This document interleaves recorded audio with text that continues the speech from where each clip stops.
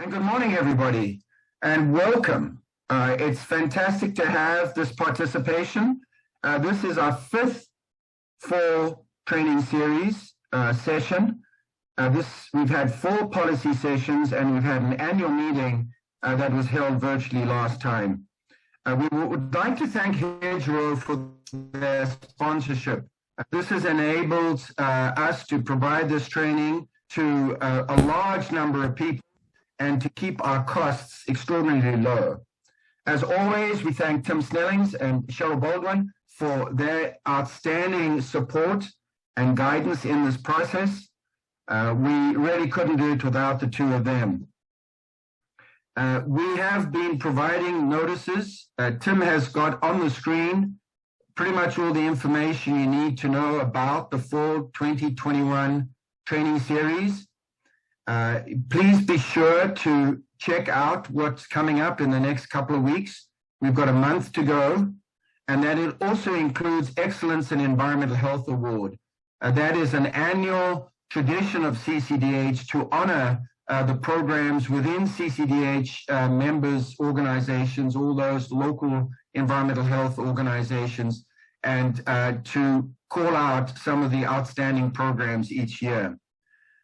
You must log into your member account if you wish to get an REH certificate. You also need to fill out the evaluation form, and that's really important. CCDEH cannot provide a CEU credit unless you fill out that form. We've got 2 fantastic speakers. I'll be handing over to Ron Browder, but I just want to let you know that if you have questions, we will be taking questions at the end of the 2 presentations, just to expedite the process. But please enter your questions in the Q&A box at the bottom of your screen. We'll also monitor the chat column, but please enter your questions so that I can prompt those questions and ask the presenters or Ron Browder to respond to your questions. If we can't get to them, we will try and get to them at the end of the session. So again, thank you for being here. We want to thank Ron Browder, who chairs our Community Environmental Health Policy Committee, and also is the Alameda County Environmental Health Director.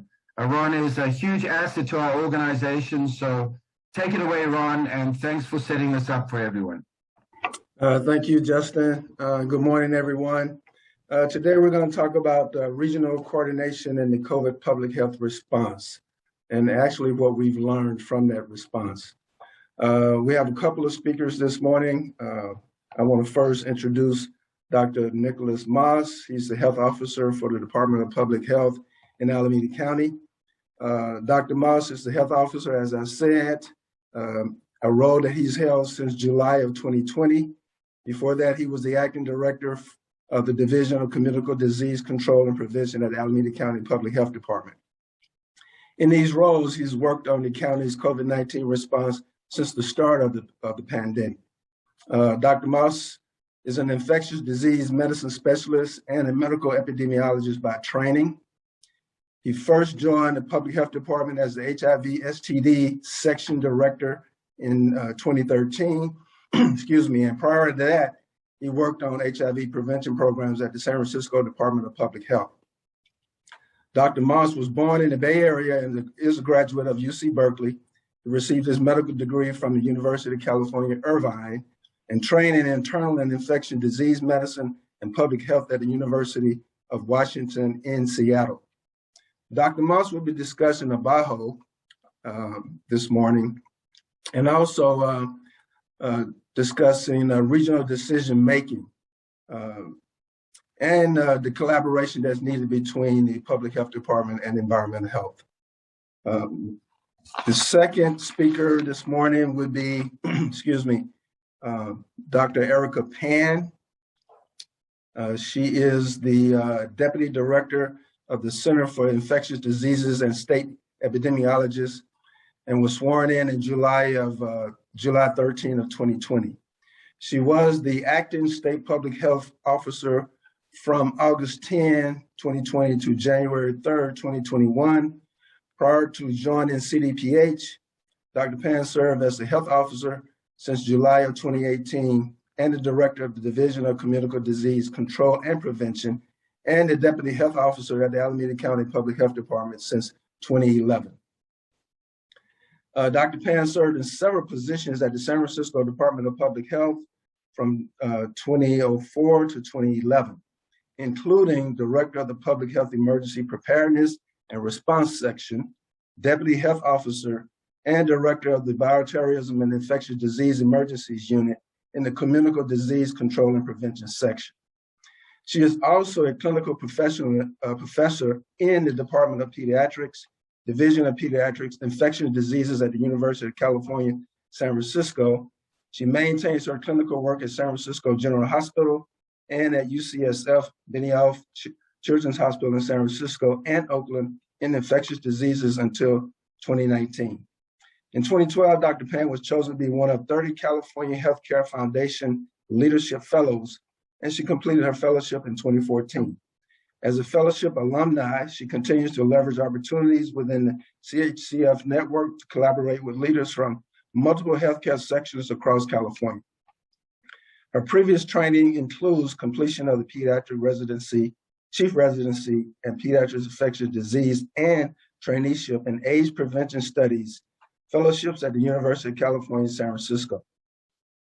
She also completed a medical epidemiologist trainee year at San Francisco Department of Public Health.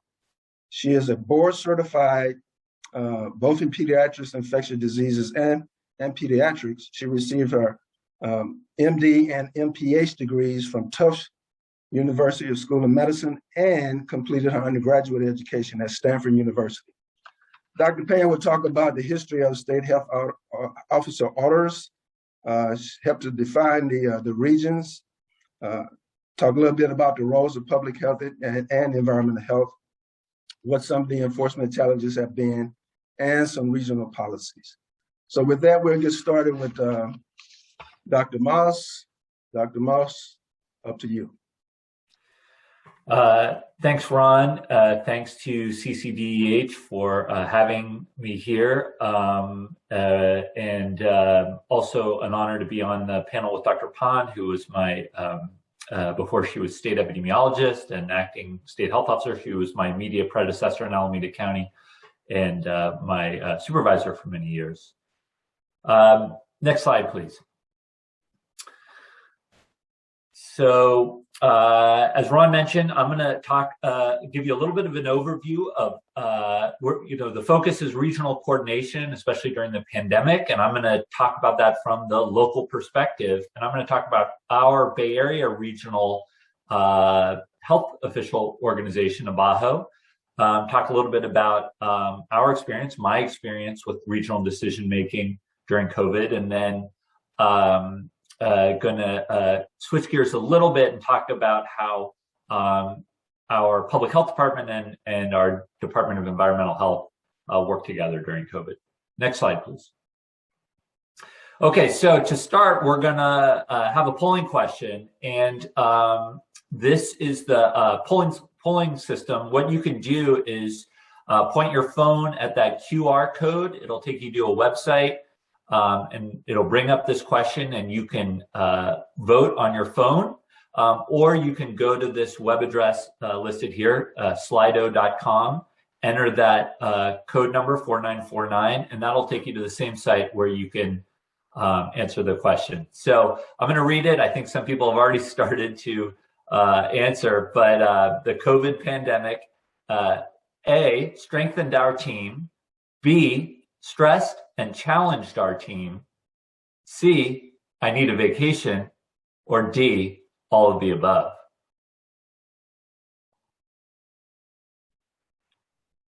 We'll give people a few minutes to respond. I can see the number ticking up in the upper corner.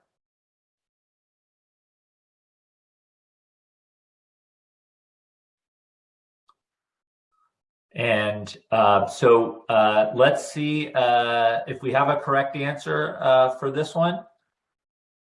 I believe the correct answer is I I need a vacation. No, I think that all of these are true for many of us at this point, 18 months into the pandemic, but certainly C is true for me. Next slide, please. So what is ABAHO? So it's the Association of Bay Area Health Officials. It's not just health officers, but also health directors.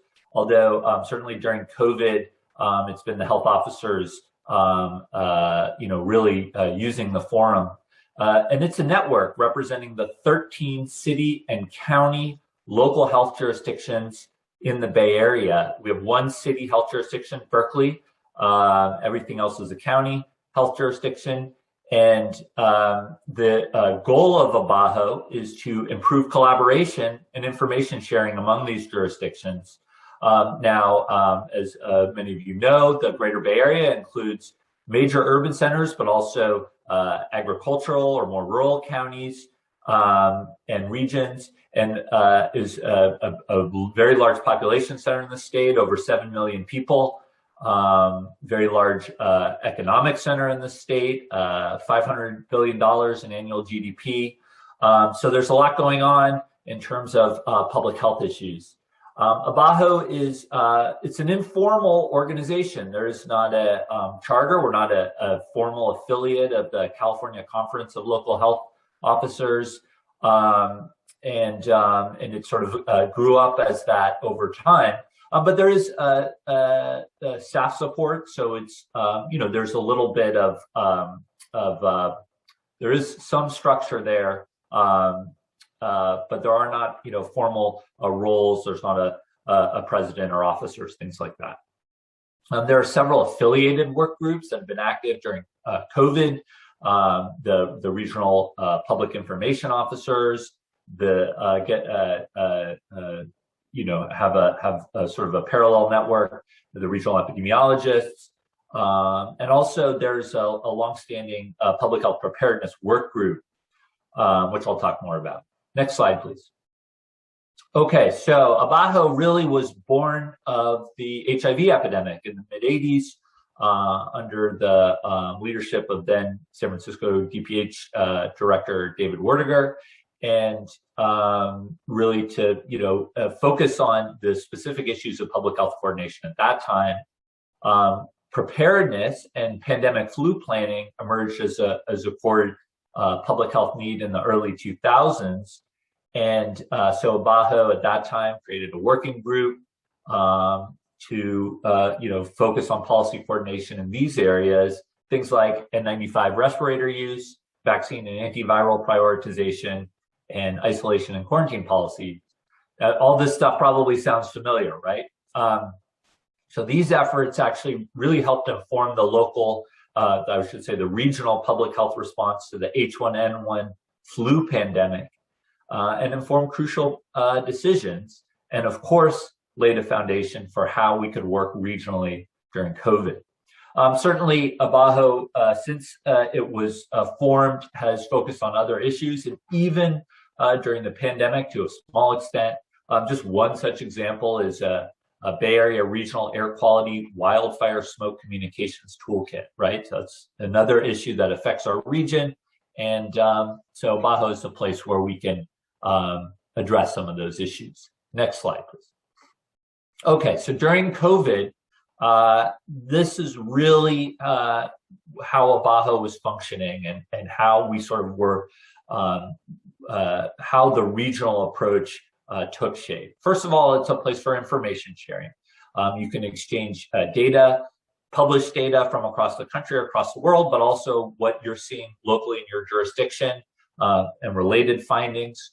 You can exchange best practices or policies on what you're doing in your jurisdiction that's working, what's not. And remember, COVID, this was a new disease, and there were lots, the whole thing was a gray area. There were lots of gray areas. There continue to be a lot of gray areas. So there are plenty of holes in the, national and state guidelines.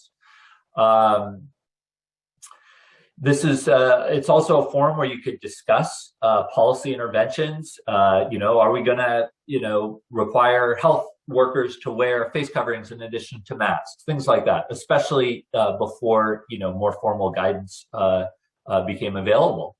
And it's a place where you can give your colleagues advance notice of things that you're going to be doing locally, especially things that are going to get public attention. Beyond information sharing, ABAHO and regional efforts really are about coordination, right? So in some cases, it is a place to coordinate policy development as a region, or if not, a full sort of intervention policy, a public message. So we often were discussing, how to message as a region for issues going on with COVID, which, as you know, was continues to be a communication challenge as much as anything. And it's a place where you can coordinate on what measures or metrics you're going to use to guide your policies. It's a place where you can coordinate on timing of actions. A good example is if we're going to make a big change on mask policy, I'm going to do it Thursday. What day are you going to do it? You can have those conversations through ABAHO and do that work in a way that can help have the greatest regional impact. Now, all of this stuff is voluntary. There's no obligation for a member jurisdiction to sort of sign on to any particular effort. There's no commitment in that regard, but it is an opportunity to build collaborations.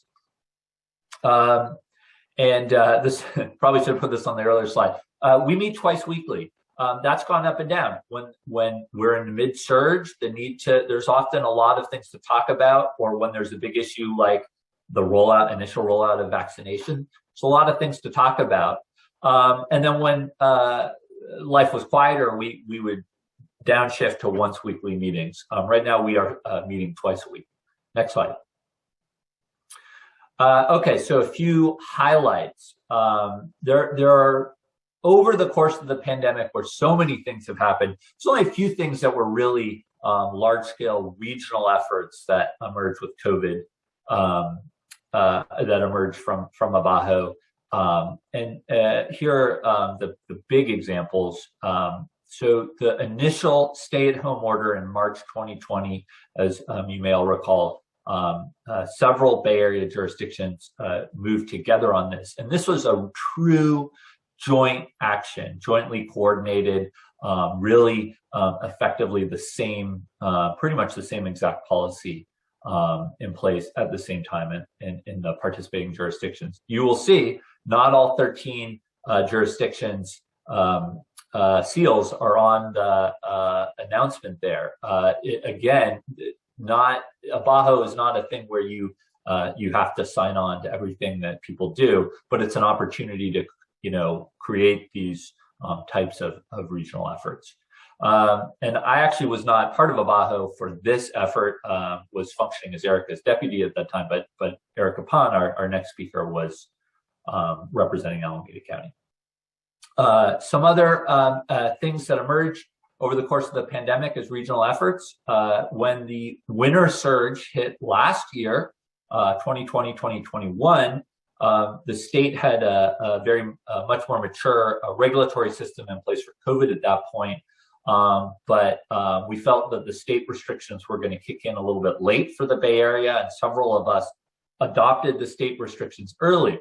This is different. This was not a policy that we all sort of crafted as jurisdictions jointly, but rather we all made the same decision to adopt state policy at the same time.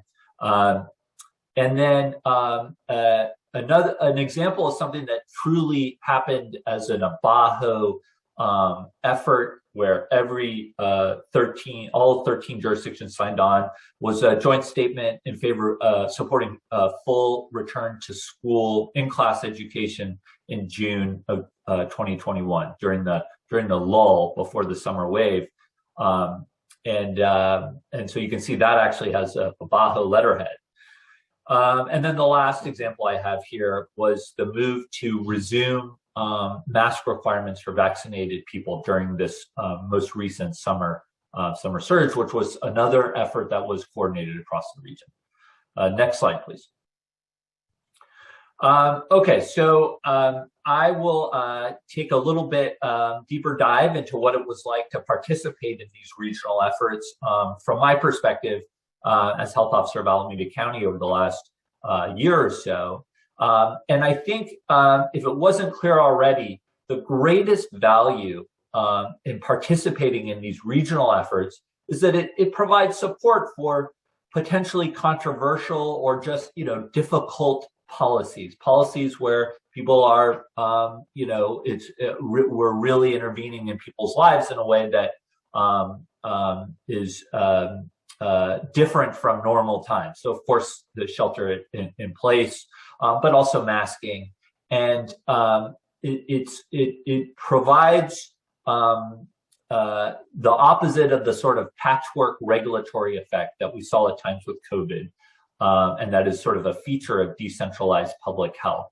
When you are acting as a region or as a big portion of the region, it gives you a stronger position with the public and stakeholders to say, this is really good public health. So that we can go to Abajo with an issue that we're seeing locally in Alameda County and say, I think this is just something that is going to benefit the region. I think we're stronger if we do this together. Or it might be that another jurisdiction will see something and bring it forth in Abajo. But we always had that option. Another thing that I experience is that priorities really do differ among the local jurisdictions. We have different, COVID is generally the same, but we have different populations, communities, different demographics. We have different political imperatives, which I'm sure you're all aware was a big part of the pandemic response. And we have different resources as, health departments. However, when there's an issue that you're confronting at the local level, you're usually not alone. So you can often find that your neighbors are having to confront the same issue, and alignment is very helpful. We really benefit from alignment with our immediate neighbors, and Berkeley, the city of Berkeley, is wholly within Alameda County, even though it's a separate health jurisdiction. So that's a good example where you want to really strive for alignment. Now, not always. There are things that Berkeley does that are important for Berkeley that are just not the same countywide. But again, consistency is helpful when you can achieve it. As I mentioned before, sort of true regional orders, sort of where where we adopted one policy as a group, even if it's just a subset of the Abajo counties, were rare, even during the pandemic. Many of these actions were less structured at the regional level.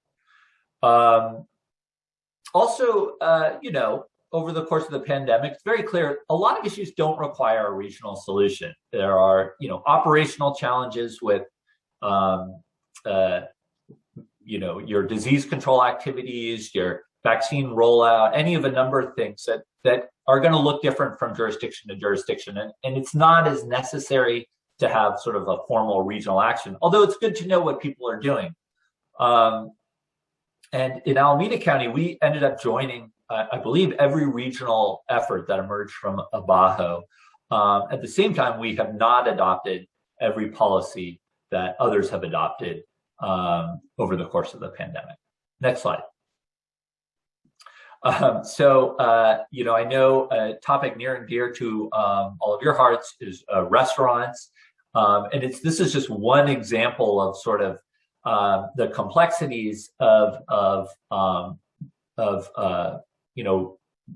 being a part of a region. So all of the initial shelter-in-place restrictions were introduced in the large Bay Area counties at the same time, but they didn't. They were not relaxed at the same time, and that's because the pandemic was playing out a little bit differently in different jurisdictions. And also, I think, especially early on when we do so little, the sort of relative, priorities vary quite a bit from county to county. And when restaurants started reopening, which I probably many of you were involved in your jurisdictions, Alameda County was late. We often move slow, especially in the first 6 months or so of the pandemic. As a matter of policy, we did not reopen as fast as certainly places outside the Bay Area, but even some of our Bay Area neighbors. And I'll tell you, that flame you're seeing in this picture is exactly what I was feeling, as restaurants were opening in a neighboring county, but not yet open for outdoor dining in Alameda County. And so, there are limits to what you can do as regional coordination, but nevertheless, it's helpful to know how things are playing out with your neighbors. Next slide.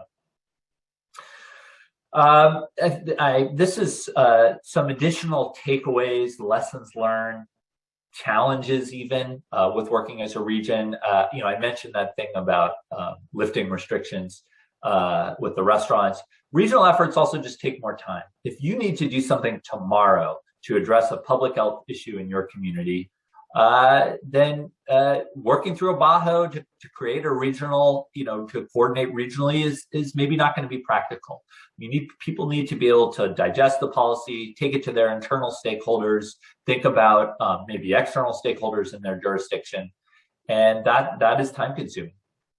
Also, even though a BAHO is informal, there are some norms. I made a mistake of sort of, side conversations with your colleagues is fine, but I made a mistake at one point of taking an issue just to a few counties and not to the whole group. And it ended up kind of being, not a huge problem, but a little bit messy. So always good to just work through the BAHO structure, take an agenda item to a meeting, let people discuss it. And even if that is going to take more time, and bake that into your plans. You need to be organized around legal issues. A lot of what we do, especially with health officer orders, that's legal, but also in terms of, the public interest and information requests, things like that. All of that takes on an additional dimension if you're working cross-regionally. So it's good to be in close contact with your council. Internal consensus and regional consensus can differ. There were times where across the board in Alameda County, our policy decision-making team and sort of, COVID leadership, we were all on the same page about doing something, and BAHO seemed to be leaning towards doing something else. And that's okay. And you have to put the interests of your jurisdiction first. That's your job. And often, you can find a path forward. But there are going to be times when what makes sense across the region may not make sense for the public health of your jurisdiction. And I think that being able to work internally as a team is the most important thing. And in fact, our internal collaboration with environmental health that I'll touch on is a good example of that. Next slide, please. Okay, so what was the upshot of all this regional work? And, I don't want to oversell this. This is, I took this screenshot from CDC's map of community transmission levels across the country by county on yesterday. And what you can see is virtually all of the country is at high transmission levels, with the exception of the greater Bay Area. And we're not even at the time when I made this image, we were at moderate transmission levels, yellow. There's actually a stage in between red and yellow. It bounced back to orange last night. So the slide is out of date, but I think we'll be back to this probably in the next day or two. And it speaks to a few things. Good, evidence-driven policy applied and coordinated regionally can have a major impact on public health. I don't want to oversell this. Some of this is just probably who lives in the Bay Area, reasonably wealthy, fairly blue, politically blue place where people were very willing to adopt a lot of the things that can help limit the spread of COVID. And also time, I think we went a little bit early with the summer wave and we're coming out a little bit early. And I also want to credit the state. The state as a whole has done a lot, and some of the, if you compare the state's numbers with what's being seen across the country, it has done very favorably with regard to COVID. But nevertheless, I think that this does speak to the power of, regional efforts. Next slide. Okay, this is a tough question, and I'm not going to read it. Which are the local jurisdictions in the Abajo region? And you can see each of these has a group of jurisdictions. So see if you can guess what are the 13 Abajo members. We'll give you a few seconds.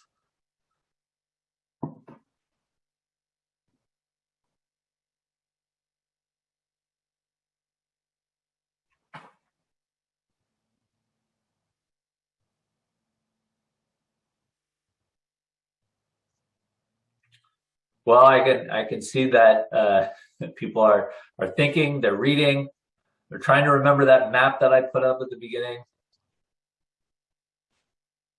And the number is still ticking up. Okay, let's see what the right answer is.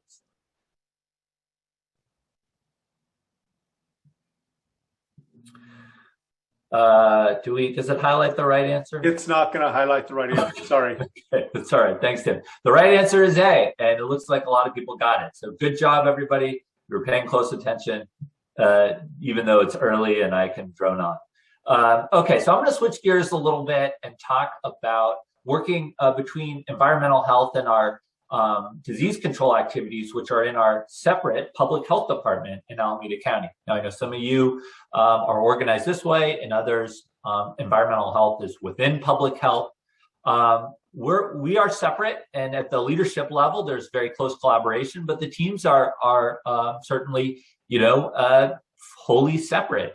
But of course, the pandemic created a lot of needs for internal collaboration, not just between disease control efforts and environmental health, but certainly across across many institutions.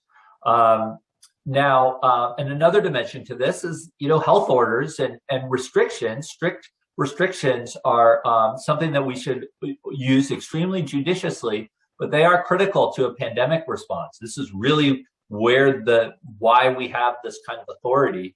But you need an enforcement strategy and or some kind of alternate plan to make to affect these types of restrictions. And during normal times, our public health department does not do enforcement. We do a little bit, and we have some capacity, and we certainly do a lot of investigation. But we're not really an enforcement body. And of course, with COVID, it was very important, and many people took this approach to focus on education first, on outreach and communication, making people understood the restrictions.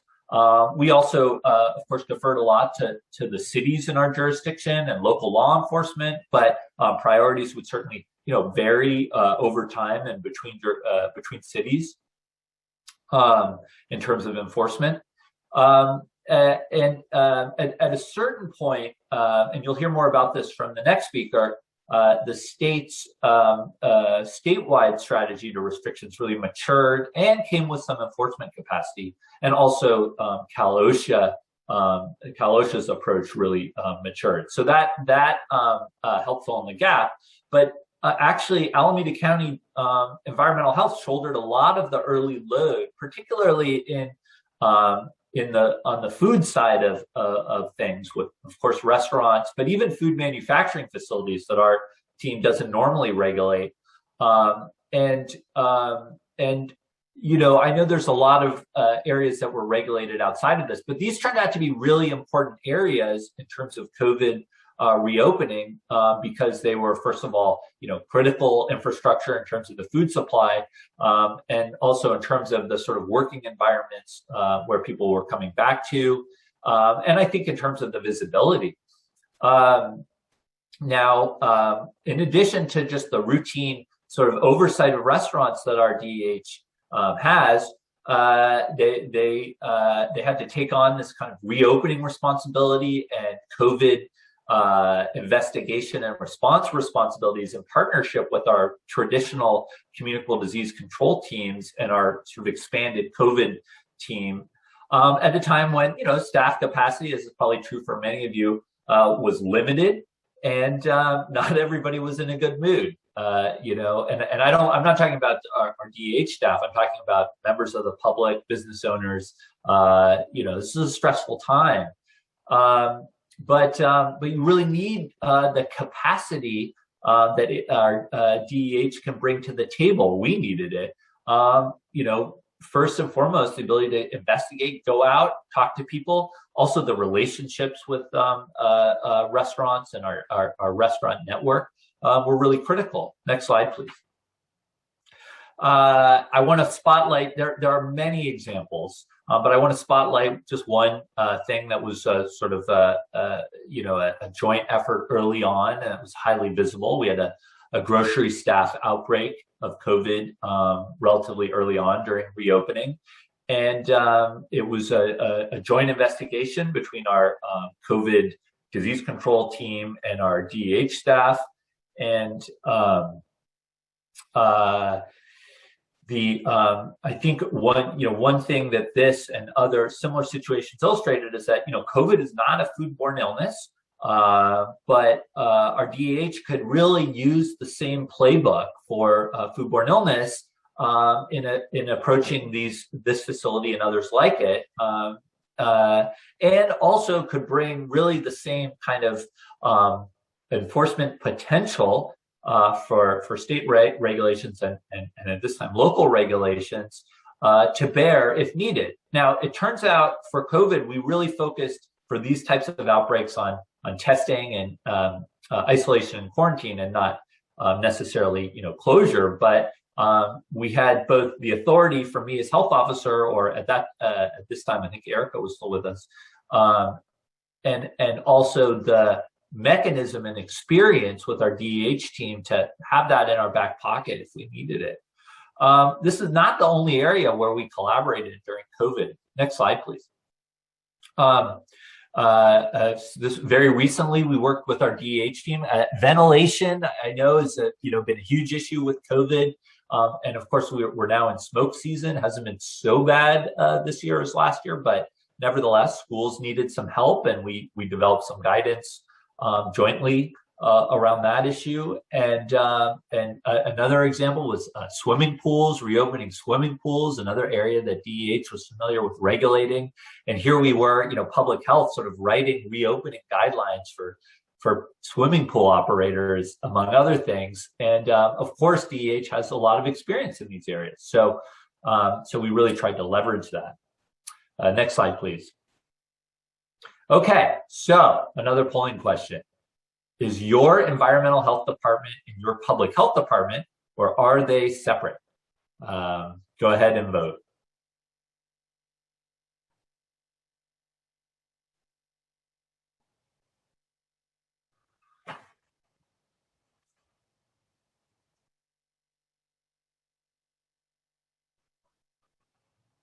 And I'm interested in this because, our structure, and you probably know the sort of range across the state, but I actually don't know the breakdown across the state. So this is new to me.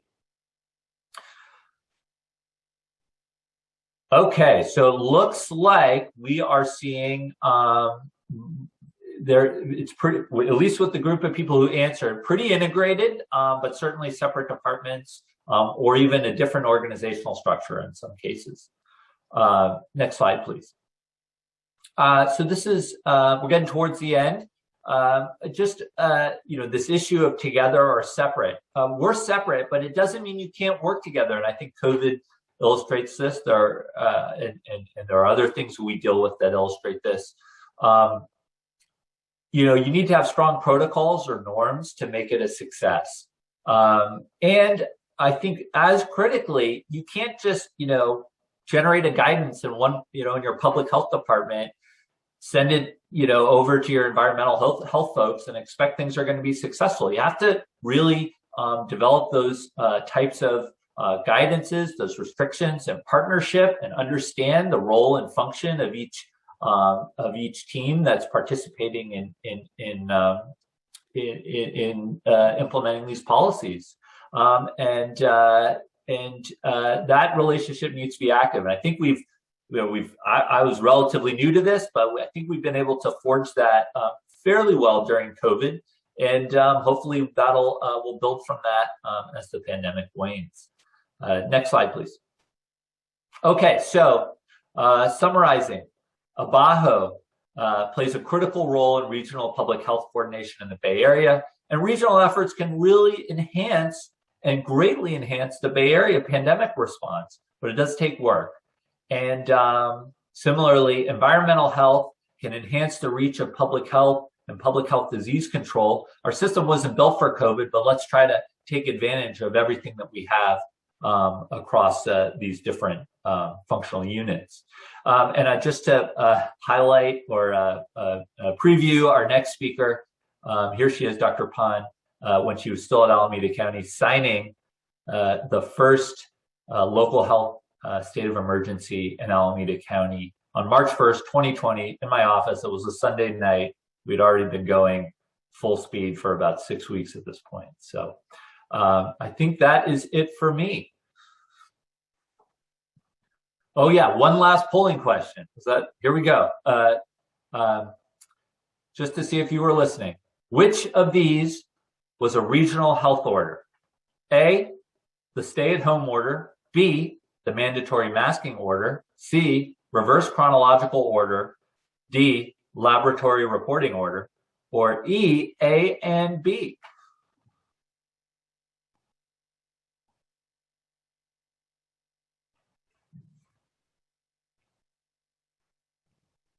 And looks like people are getting it. A and B is correct. And that is my last slide. Thank you very much, Dr. Moss. Without any further ado, if Dr. Pan is on, we can get started with Dr. Pan. Great. Good morning. Thank you so much. It's really an honor to be here, and it's great to be reunited actually with Nick and Ron. As you heard, I most recently was in Alameda County and have a lot of memories from that beginning part of the pandemic. And as an Alameda County resident still, I am very grateful that our county is in good hands with Nick and Ron at the helm. Next slide, please. So I'm going to talk this morning just a little bit, kind of expand on some of the things Nick talked about from sort of my perspective, both, talk briefly about those initial stages when I was still at the local level and how that really impacted our state response and our thinking about regional and state response. And really want to spend some time at the end getting more, and the reason why we're having some of these provocative polling questions, or we really want some good discussion with all of you about the way forward. We've all learned so much during this pandemic, including how to improve collaborations on all different levels.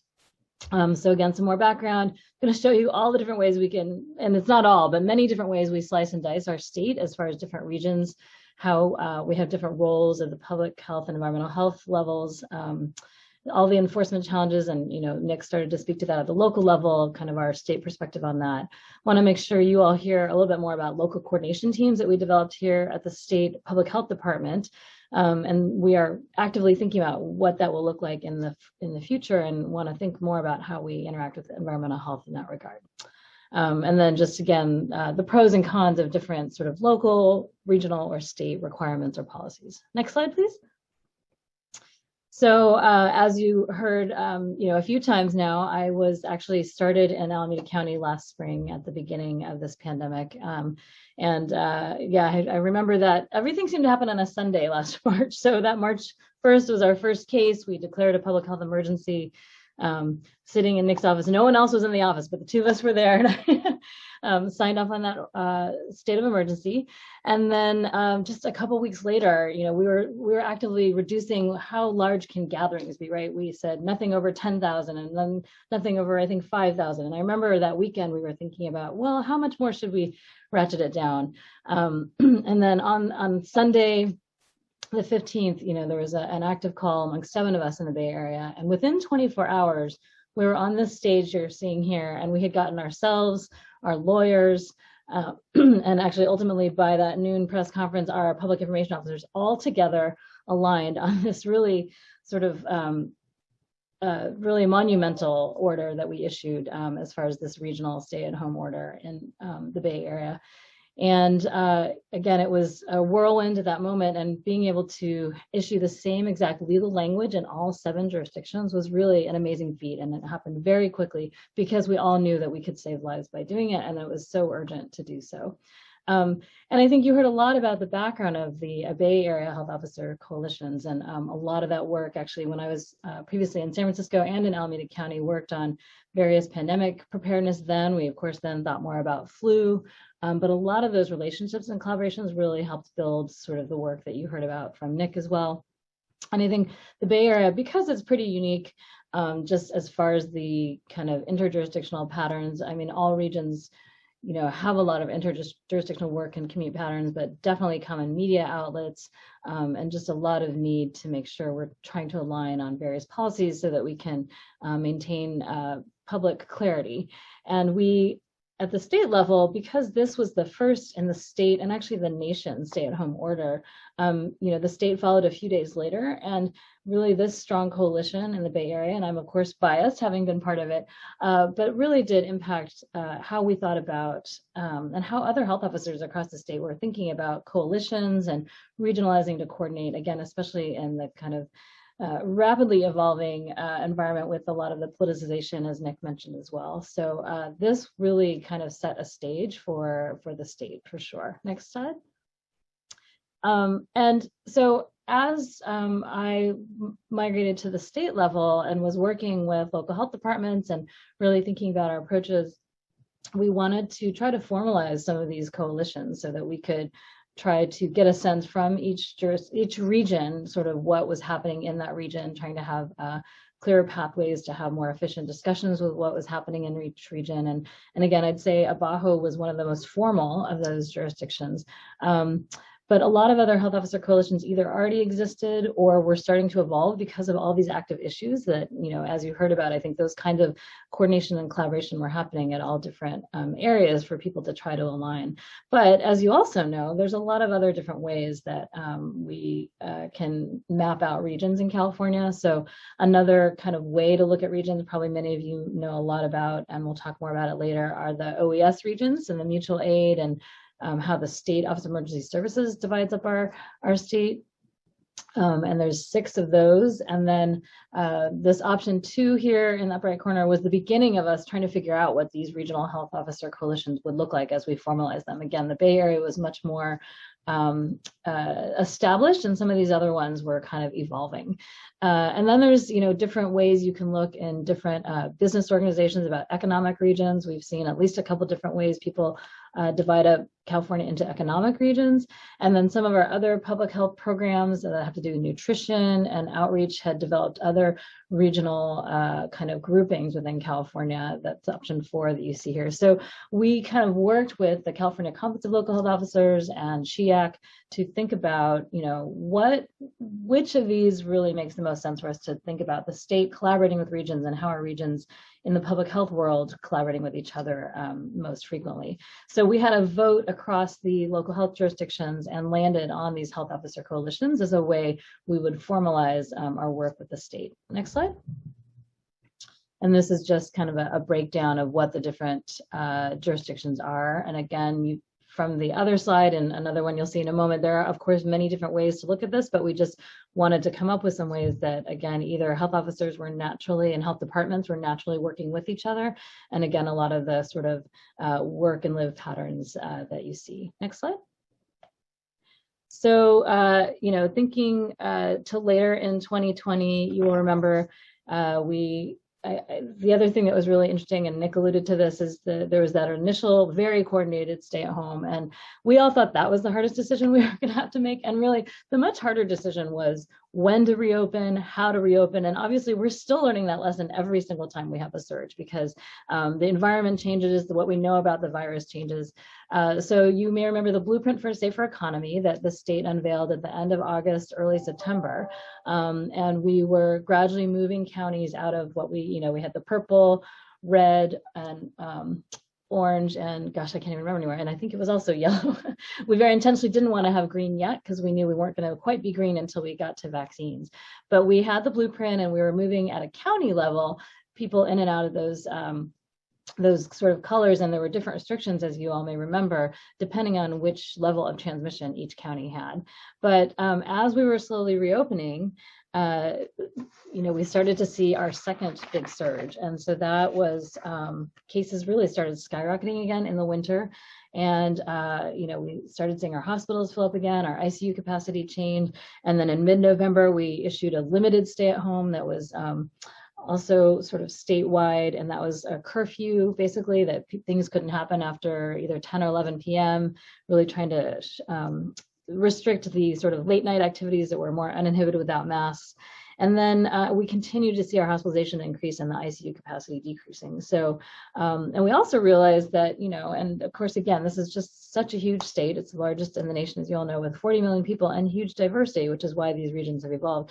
We knew we needed to really clamp things down again, but there was such variability across the state, we didn't think it necessarily made sense like the first time to do it statewide. So we used these health officer regions to issue a regional stay-at-home order, and it went into effect when that region as a whole went below 15% remaining ICU capacity. So these are how they were outlined, some of the slides from some of the press conferences around this. Next slide. And just to quickly highlight, some of the nitty-gritty changes that were happening then. So the purple was the other interesting thing, is we were already, as has been a theme in California, one of the stricter states as far as our restrictions. And the purple tier was already what many other states who were starting to get into their next surge were starting to do. But we already had very limited sort of things even allowed in the purple tier. So what that regional stay-at-home issued at a regional level was completely closing personal care services, hair and nail salons. We restricted the capacity even further at retail, moved restaurants to not have even outdoor eating, and then movie theaters were also closed completely, even outdoors, just to really, we knew that that wasn't working because we had continued to be in purple and still seeing cases and hospitalizations skyrocket. And I know, again, many of these things impacted all of you on the ground as far as some of the issues we've been talking about. Next slide. So I'd like to get sort of an opinion on this, because this is, again, some background that we're all thinking about, and want to hear from all of you. What do you think about regional approaches to public health requirements and policies? Do you think they are crucial to do them regionally and the advantages outweigh the challenges? Do you think they're not helpful and the challenges outweigh the advantages, or it depends?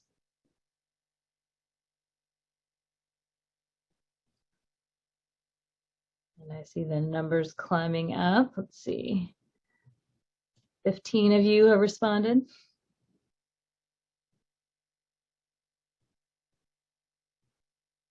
All right, I will, let's see. Okay, so it looks like maybe a 60-40-ish split right now, that people think that in general, anyway, it's not clear cut, and of course it definitely may depend on the situation. Looks like a slight majority of you think that the advantages outweigh the challenges, and so again, we'll look forward to other additional feedback on this in this talk moving forward. Next slide. So I think the other, what are some other ways, again, that I think hopefully many of you are familiar with, and just want to touch on this. And I know you may have other talks today or soon around this. I know many of my colleagues at the State Health Department have been, in fact, some of these slides are borrowed from some of my colleagues in environmental health or elsewhere, but these are the way the Office of Emergency Services breaks down the regions. And again, there's 6 of them. And this has really been established for mutual aid and sort of emergency coordination. Next slide. So the standardized emergency management system in California is also something that actually has set precedents for the nation, as far as starting out in fire as a way to do mutual aid, but really has translated to all kinds of emergency response. And so just kind of working from the field up, kind of from the bottom The front line are EMS providers, healthcare facilities. This is really thinking about the public health and medical system. And then, of course, there's local government levels, which typically are cities. And as we talked about, sometimes you'll have a local health department at the city level. There's 3 in California, or there's, of course, mostly county public health departments. And then the operational area level is typically a county-wide. And then there's regional disaster medical health coordinators that can help coordinate resources around the region. And then there's a state duty officer. We have a lot of collaboration with our public health department and the Emergency Medical Services Authority. So a lot of the structure around the medical health operational area coordinators and regional disaster medical health specialists is really about healthcare and public health. But as you can see sort of in this diagram here, there are definitely things that touch environmental health that are really important. Hazardous exposures, hazardous waste, vector control, food safety, and of course, this overlap that we've been talking about with disease control in different settings. Next slide. So just another way of looking at it similarly, but again, as you need more resources at the local level, you can continue to ask for them at these different levels and try to coordinate those resources. And I think what's been really, again, highlighted during this pandemic is how do you also start to coordinate policies to really minimize confusion amongst the public. Next slide. This is, again, just some definitions of what the health operational area coordination is meant to do. And it's actually in statute is appointed by the county health officer and the local EMS director. So it is meant to be jointly overseen, the MOAC, or the medical health operational area coordination. And again, there are 17 functions, and you saw that in that other map, and many of those functions are environmental health functions. And given the challenges that I just saw in the other poll of how differently different places are organized, sometimes that coordination between emergency management, public health, and environmental health, varies in different jurisdictions. Next slide. Let's see, next again. So this is the regional health officer regions, next. And the OES next. And then you all have a different set of regions that, I think wasn't even on our radar at the State Health Department as we were looking at Health Officer Coalition. So this is how you all have organized your regions. And again, there's obviously a lot of similarities, but when you have 4 instead of 6, then there's just different ways, again, that we can slice and dice this state. So at least the challenge is when we are trying to do a regional approach from a policy level or even a communications. Next slide. So shifting gears, where does this come to a head in many situations? It's enforcement. So this poll is about whether you think local departments of environmental health should provide enforcement for COVID-19 health orders. It's interesting when just one person, it goes quickly up to a certain percent. I love this polling.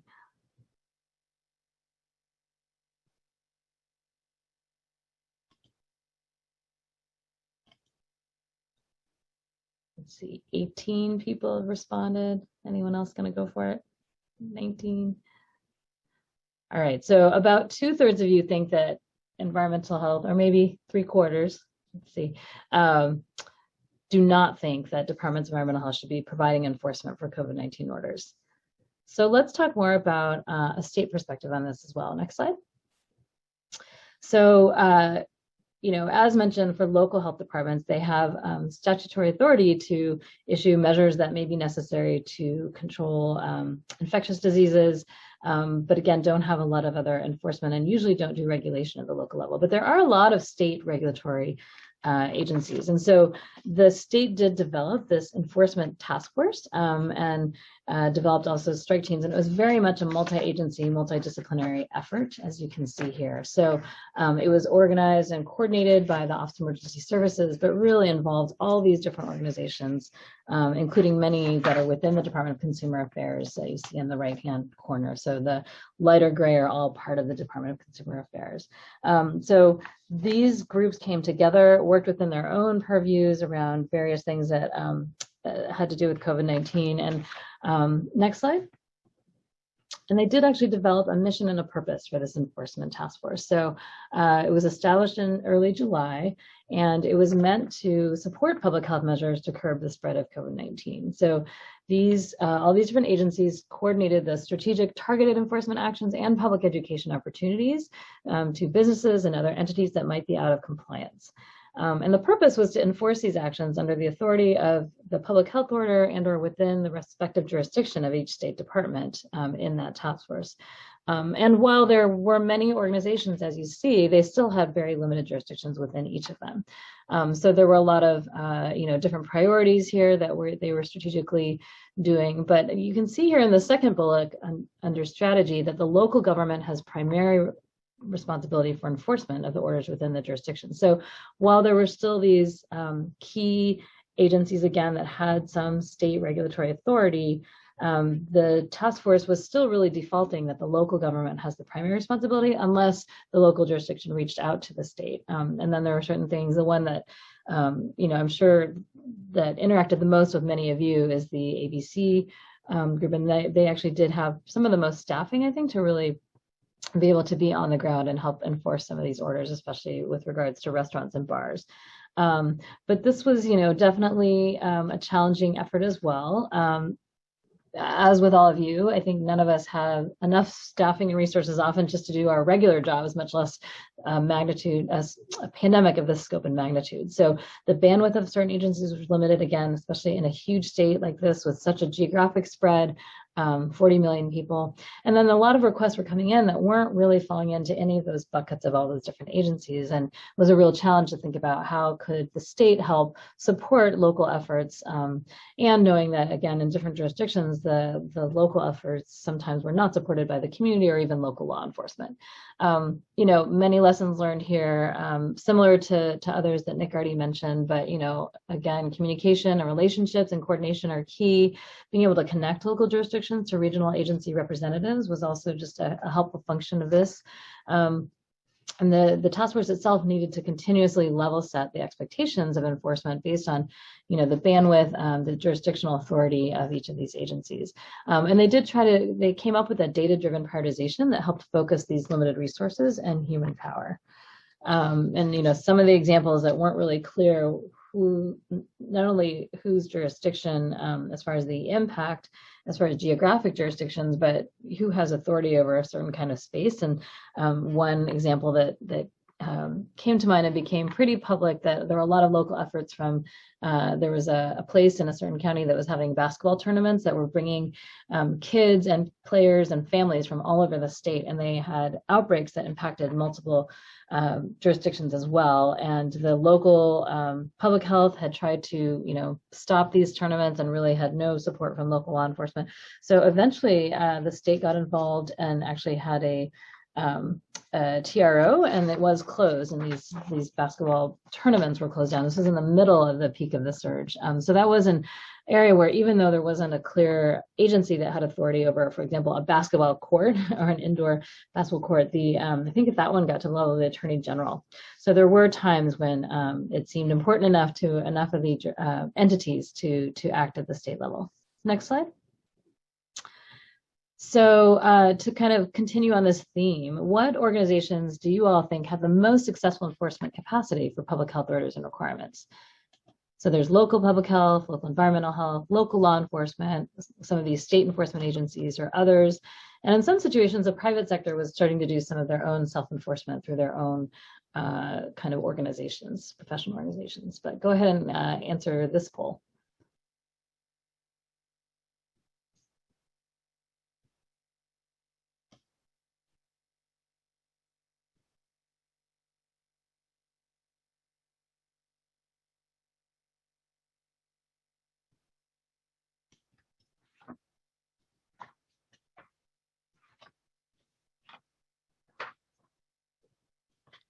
All right, we have about 20 people. Let's see, a few more bumping up there.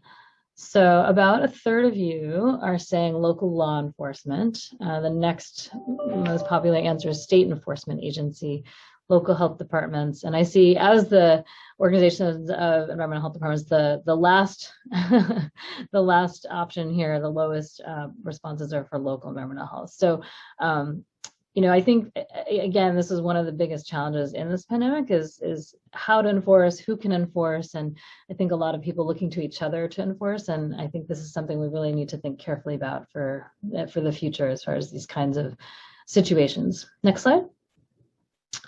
So to shift gears again, a little bit more about other kind of health-related state agencies and environmental health. Next slide.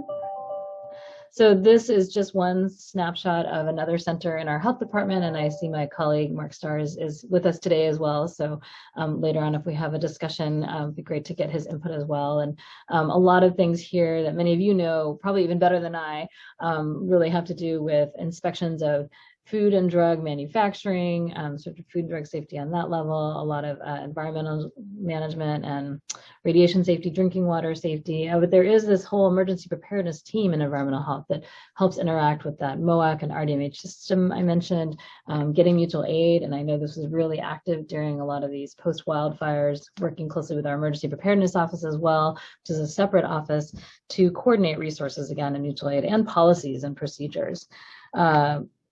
I think a lot of the COVID roles that we saw out of this center had to do with approving distilleries to manufacture hand sanitizer. There were some medical device issues. There were some adjustments in coordination with the one other regulatory, or one of the other big regulatory groups in our state health department are the healthcare quality have licensing and certification. So there's some collaboration there with hospital inspections. And I think a lot of the sort of food safety had overlap with COVID policies. And then there's other teams not mentioned here, not noted on this org chart for the Center for Environmental Health that are in other parts of our department. There's vector control, which is in our Center for Infectious Diseases. There's an environmental health investigations branch that is actually in our Center for Healthy Communities, so yet another center. And that's the group that many of you also may have interacted with as far as investigations of on-the-ground things, whether it's algae bloom, toxicology, other environmental health surveillance, doing site assessments for the ATSDR sites, other pesticide issues and asthma surveillance, biomonitoring. So that's a whole other area. And then of course, climate change is within our Office of Health Equity. So those I know are other entities that you interact with. And I know you have a counterpart, that's the Association of Environmental Health Administrators, that has also been very involved often with these various emergency responses. And then there's Cal EPA, which is completely separate from the health department here, CUPA, Cal Fire. And I think the other thing that comes up, not as much with COVID, but just thinking about regional collaboration and state approaches. There's, Emergency Support Function 8, which is really health and medical, versus the ESF 10, dealing with hazardous waste and materials. So, and then there isn't a state equivalent for retail food inspection. So that really is, you all on the ground, and then with some input from our ABC or USDA. And again, mutual aid has really been a coordination through that frontline sort of medical health operational area coordinator that can then reach out to us at the state health department. So just wanted to make sure we kind of touched on other ways and places that you all can touch our state health entities. Next slide.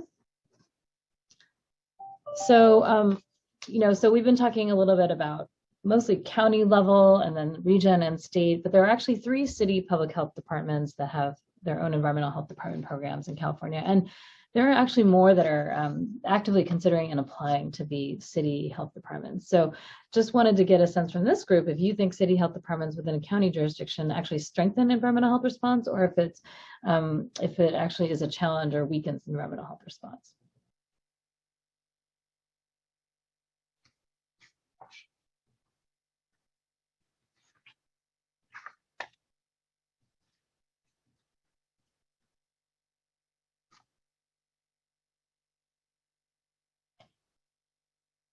Let's creep into the 20s. It seems to be around 20 or so you've been responding, I think. A few more.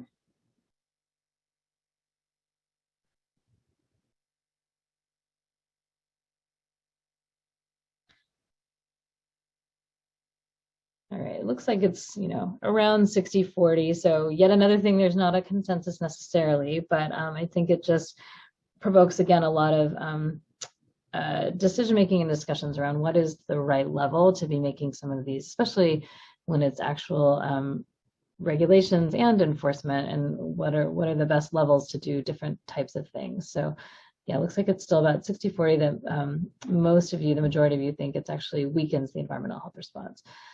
So looking forward to more discussion when we get to Q&A, which is soon. But the last thing, next slide, I'd love to just tell you more about is something that really evolved throughout the pandemic as well at the state level. Again, in noting the important need of making sure we improved our communication and collaboration with the local level. So we sort of created over time here at the State Health Department a local coordination team. And it really, the mission of that was to create a centralized point of contact for local health departments to communicate requests and concerns about their whatever they were doing, and trying to be a one point of contact again, so that if a health officer or an immunization coordinator has a question about anything, they have a person and a liaison to go to first who can help find them the right people in our organization to help them kind of address their concerns, get technical assistance, or get questions answered. And again, really wanting to serve as a resource for other COVID-19 response teams as well. So if there were other parts of our response, whether it was, contact tracing or testing, it was also a way that we could get information out to the local health departments as well, and really try to, again, improve that up and down coordination. So this was, again, evolved over time. You can see a lot of the team members on the right. And next slide. And a little bit of a timeline. You can also see kind of the levels of our first summer surge here, and then the regional stay-at-home I talked about earlier. But there was, if you remember way back, so there was the state stay-at-home order in mid-March, and then the county data monitoring was kind of, people were calling it the watch list at the time, also based on case rates, hospitalizations, and other things. So that was what the state implemented to try to have some objective indicators on when counties could actually slowly allow for reopening gradually. And so there were different variances based on a lot of the rural jurisdictions had much lower case rates and just had really different needs, and also their numbers looked very different because of just had such small denominators. And that's actually the early ways too. We realized that we really needed to have some ways to address rural areas that are very different than LA County, for example. So the local coordination team really started out these county data monitoring teams, and they were originally actually organized in the OES regions. And then I think over time they really evolved to just based on workload and needs to have a lot of different coordinators. But they've started actually calling in to these regional health officer meetings that are happening to try to improve our liaison there. And then over time, once we created the blueprint in the fall, they were then kind of the local points of contact for that, and really notifying each county. You would all hear in the public on a Tuesday at noon which county had moved to which color, but we would notify the jurisdictions the night before. And so it was their job to do all of that as we evolved the health equity metric. So they really kind of evolved over time to kind of help. And now actually the focus of these teams, since vaccination is our highest priority and how we're going to get out of this pandemic, they are working on equity. So we've developed some equity metrics and some equity goals, and they're really helping focus on the ground work to get our last, get this last mile of people vaccinated who are not yet vaccinated. Next slide. So again, as these regional health officer coalitions have evolved, and you heard how often ABAHO meets, I think many of the others meet at least weekly as well, we make sure we have representatives, and it's been pretty multidisciplinary. So while they certainly started with health officers, sometimes they are also including health directors, and of course many are both. There's EMS and OES, and a lot of those calls are an opportunity for both voicing issues that need to come to our attention to the state, but also technical assistance and implementation issues of our state or regional policies. So I think something for discussion as we move forward to this discussion is, are there similar, DEH groups to connect with that we could connect our local coordination teams with, and what are some of the key issues for consideration regionally from an environmental health perspective? And we're really thinking, as we think about the future of public health and think about the investment we need to make in public health, both at the local and state level, how should we formalize even further a regional state health department structure, and really want to continue to work with all of you in environmental health to think about how do we best do that and leverage that and find the right balance, including regional versus state requirements and policies. Next slide. So I think to stimulate some discussion after this, which of the following are most appropriate jurisdictional approaches to issue and maintain public health requirements? So again, these orders or other requirements. So whether it's capacity restrictions, what % is allowed, in a restaurant, masking requirements, which is of course the hot topic right now, vaccine verification, another hot topic. What level do you all think is the most appropriate approach? Do you think it should happen at the local level? Do you think it should be regional, statewide, or it depends?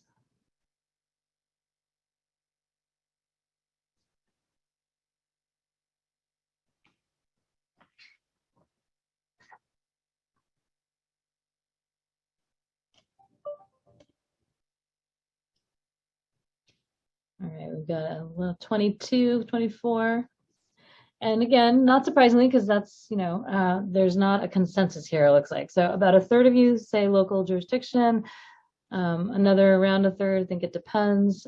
Next after that is regional and state. So this is really important feedback I think we need to, consider and discuss further. So thank you. That's really helpful to see your perspective on this. Next slide. So with that, I think we do want to open it up to have more discussion Q&A, and what are some opportunities based on this, presentation, getting again that Alameda County perspective and regional and state perspective. What are some opportunities to improve our public health and environmental health collaboration at all levels? So I'll stop there. Thank you. Great, thank you so much.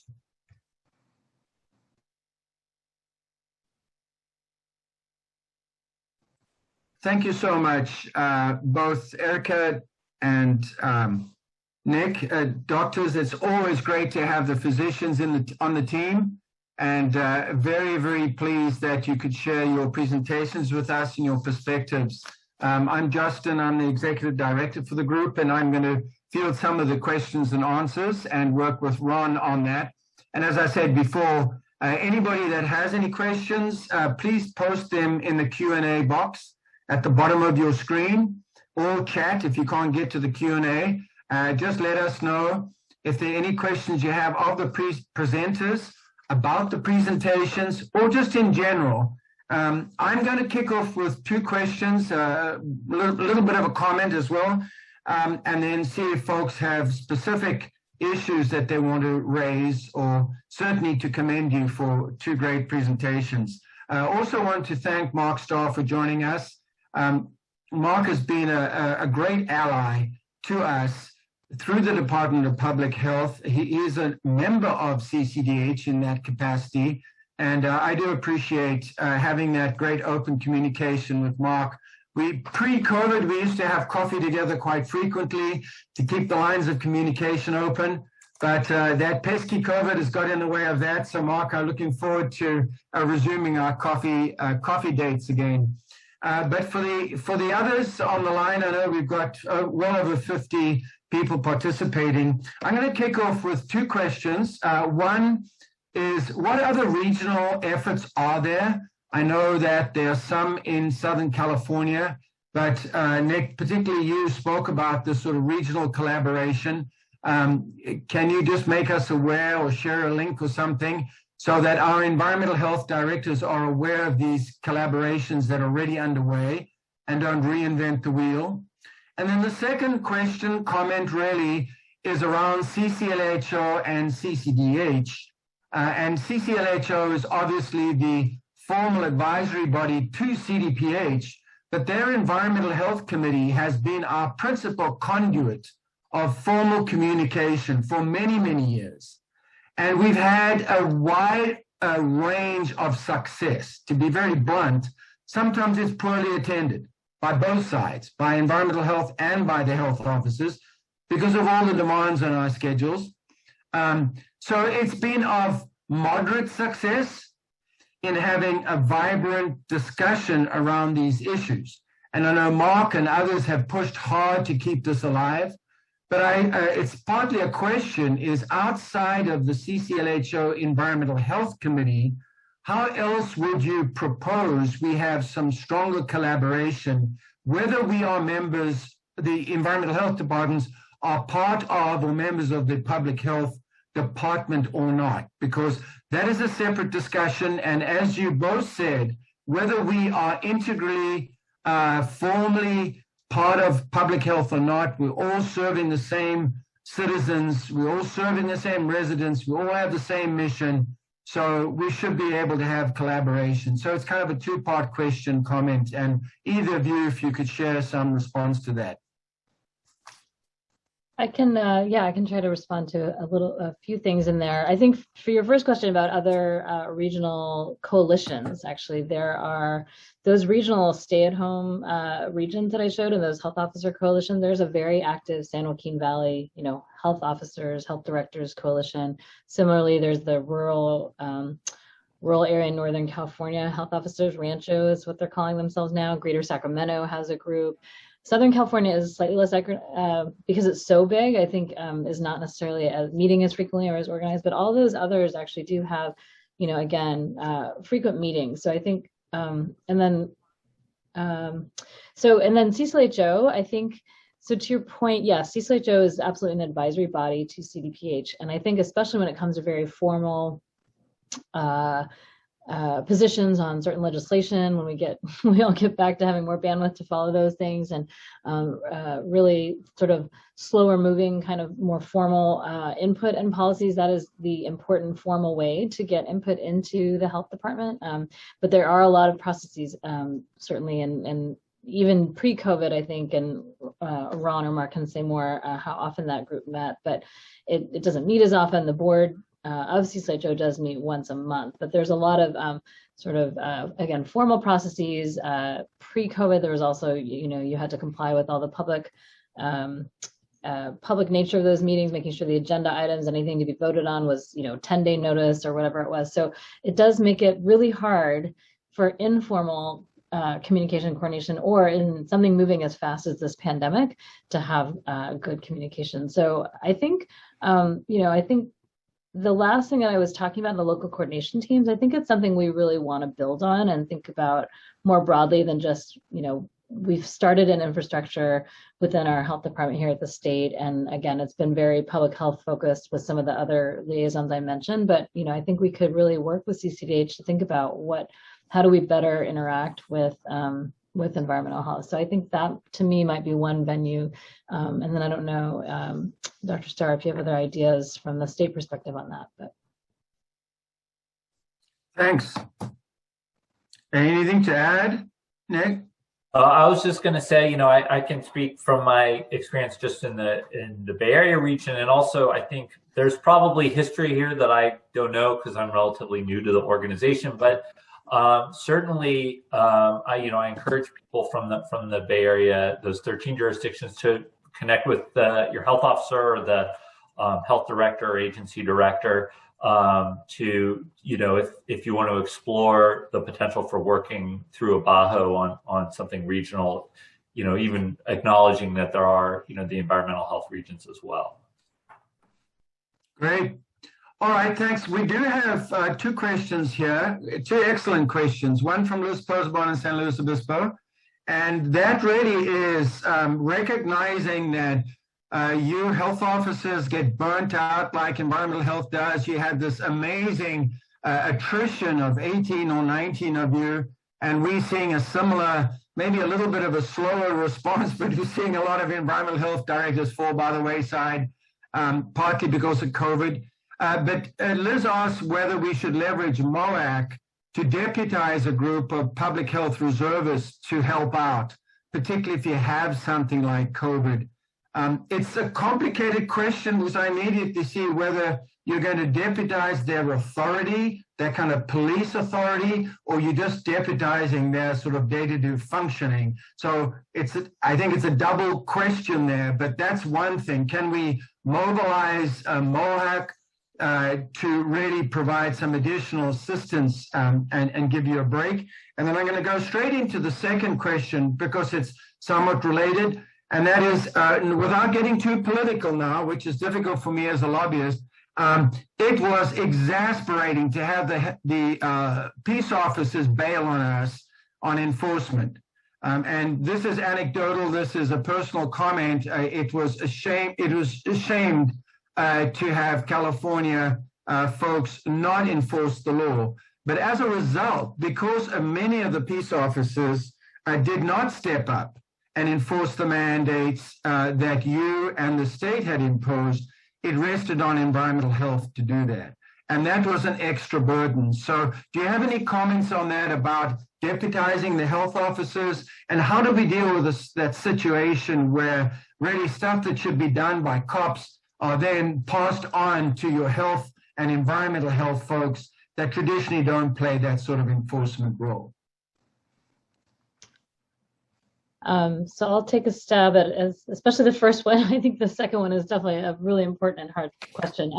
As far as the we're definitely thinking about, especially in some of these rural counties with very small jurisdictions. Some of them only have part-time health officers, and you're absolutely right. I think we're all really beyond pandemic fatigue and burnt out. So we're actually looking at the state to see if there are some retired health officers or others that we can have kind of as a reserve. I think it's an even better idea, though, for moving forward if we get back to quiet times, to be able to deputize. So I think that's a great idea. And I think the overlap there is that we are working on a public health core, sort of modeled after, mobilizing all these contact investigators across the state and redirecting some, but also trying to do something, analogous to the Medical Reserve Corps, which some of you may have heard of, but doing like a public health corps. So we're working on an infrastructure for that, and maybe we could include a category of people. I think there's some legal things in there as far as health officer authority that need to be sorted out. But if we appoint some from the state health department to be, temporary interim health officers for a small jurisdiction until they can get a new one, and that request has definitely come to us from some of these smaller ones. We're definitely looking into that. And then, I think it's sort of the $1 million question about enforcement, and has been one of our biggest challenges. So I'm going to see what else others think about that question. I'm going to sort of answer this from a different direction, which is the issue of sort of public health infrastructure more broadly in the United States, and sort of how it's not an area that has been particularly prioritized or invested in, or if it has been, it's been in these very, limited sort of categorical areas, and not as a sort of with the idea of rebuilding, not building, but rebuilding what is a important government function that can provide a useful service, and baking in some of that enforcement capacity within it. So I think what we're talking about now is sort of patching up this, the holes in the system that are left by years of disinvestment. And DEH is kind of built around the idea of going in and keeping restaurants safe, or, not just that, but I think that there is more existing investment in that, which is why DEH got leaned on here. But at least for the departments that I'm familiar with, that it just doesn't exist in the same way for other areas of potential public health enforcement, which is why it defaults to DEH or law enforcement and things like that. Honestly, I think it's like, do we as a,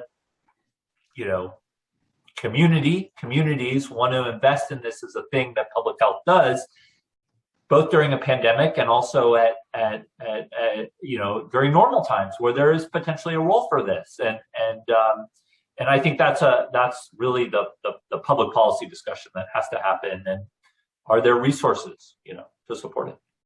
Well, you've really, both of you, thank you. You've really touched on the core issue here. And CCDEH is now getting engaged through its professional development committee on looking at some of these things. We've had discussion about the erosion of public trust, the erosion in the respectability of science in a certain chunk of our population, fortunately not a majority, but a large enough chunk, anti-vaxxers, etc., that make it hard for us to garner that public support that we need. We did support, along with HOAC and CHIAC, the funding for the capability study and sort of a little bit of a boost to public health. It's a pitiful amount of money, $200 or $300 million, given the huge obligations and responsibilities we have. So that, as good as it is, it's really frustrating. And I think we've got to work together in ramping up that and shaking the governor's kneecaps a little bit, because he's got to make a bigger investment. He's spoken nicely about it, but the legislature and the governor got to pony up some more dough. You're right, environmental health is fee supported primarily. So we've been sheltered from that state funding of local programs, or lack thereof, to a certain extent. And I just want to throw out a couple of issues that I don't know we'll be able to get to answers to, but we can follow up, because I want Ron to wrap this up at 10 o'clock. But I do want to mention that there was comment, and there were some questions around not only the public trust and how do we rebuild that broader public trust, how do we resolve this sort of bifurcation of obligation that we have with the peace officers, even the fire chiefs. We've had some fire unions suing the governor over these mandates. And we are split in the middle with our Cooper program. You know, we work hand in hand with fire agencies, and now they see they're not really brothers in arms when we need them. So that has been very frustrating. But the last thing is you referred to the cities wanting to become public health departments, and we've traditionally had those 4 cities in California. I think that's a longer discussion because we've seen with the Cooper program a huge sort of interest in doing it and the cities becoming Coopers. And when they realize how big a responsibility is, over 10 years, they all started to bail because it wasn't as easy and as rosy as they thought it was. And there weren't as many cherries in that pie that they thought they could pull out. So I think most public health departments feel that it's a lost loser in terms of finances, and the cities may not actually want to take it on. So we're not sure how that's moving, whether there's going to be a surge in cities wanting to take over this or not. And because we have all 4 environmental health cities part of our organization, we don't take sides per se, but it warrants a good discussion. So thank you again for those questions. Sorry, we don't really have time to flesh them all out, but we will take them to CCDEH or Environmental Health Committee if and when that gets regenerated. We look forward to the continued discussion. I'm going to hand it over to Ron to wrap this up, and thank you more formally. Thank you, Justin. I just want to thank Dr. Moss and Dr. Pan for presentations today, and also thank all the participants who took time to listen and comment and provide questions. With that said, thanks again, everyone, and we will see you at the next webinar. Thanks, everyone. And don't forget to do your response if you want the CEUs.